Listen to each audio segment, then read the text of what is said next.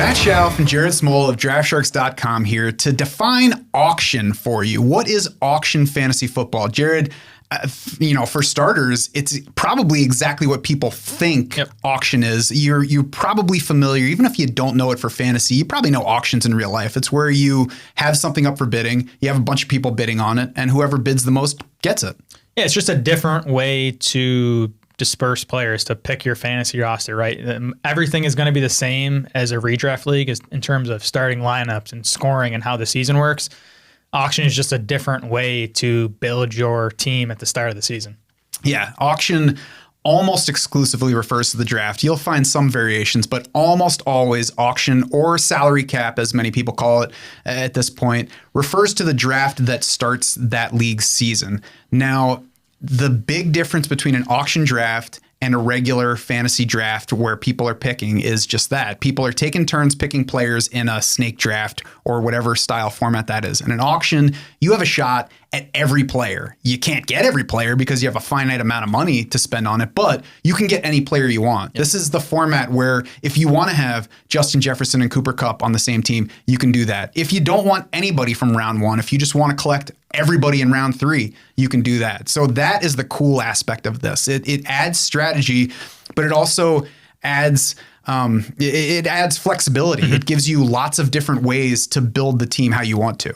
And it adds more unpredictability, right? Like if you're doing 10 drafts and you're picking from the 10 spot in all of them, your teams are going to end up looking kind of similar, at least early on, because you just only have a shot at certain players. But in auction, like you said, you can kind of build your team however you want. So I think, starting off, the first thing to think about with an auction is your starting budget, bankroll, salary cap. I think there's a lot of terms for it, but you're going to get a set number of usually fake dollars, right, to spend on these players during the auction. You only get that amount of dollars to build your team, so you need to budget it out wisely throughout your auction. Yeah, I kind of like the idea of a live draft where everybody has actual dollars, though. And when you get the player, you have to fork over $58 for, Christian McCaffrey or whatever. Because if you're holding that smaller stack, it's probably going to drive it home. But yes, as you said, it's usually imaginary dollars. You start out with this amount. You have to fill out a roster. The specifics of that are going to depend quite a bit on your particular league. But often you start out with 200 imaginary dollars. You have to fill out a roster of something like 16 to 20 players.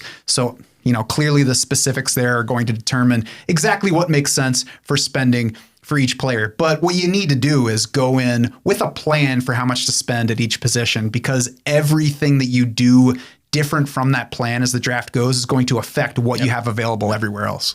Exactly, yeah. So then how auction's going to work is, in a redraft, we take turns picking players. In an auction, we're generally going to take turns just nominating or posting players for a bid. So I'm first. I nominate Saquon Barkley for bid. Everyone at that point has a chance to bid on Saquon Barkley. Highest bidder wins. Then it would be Matt's turn to nominate a player. Then it would be Rick's turn to nominate a player. You go around the room that way. So that's kind of how the auction functions. Yep. Most commonly, it goes one at a time like that. You also do have slow auctions where you can have multiple players on the board at the same time. The draw of doing a slow auction is you can do it over time. Maybe you don't have a block where everybody can be there for 4 hours, because a live auction takes a while. You have to make sure it takes almost as long as a round of golf, Jared, to use an analogy that people might be familiar with here. You definitely need a time commitment. So maybe you don't have that amount of time. Maybe you do a slow draft. In that case, you often have a player posted per team at least. Maybe it's even 2 per team, but you have a certain number of players up there. You might enter your bid there, and they have a certain clock for each player. And then at the end of the clock, the highest bidder wins. So it's still the same outcome. It's still the same ultimate way of doing it. You put a player up on the block. Everybody has a shot to bid. Highest bidder wins. You keep doing this. You keep repeating it. Whatever the posting way is, you keep going until everybody has a full roster.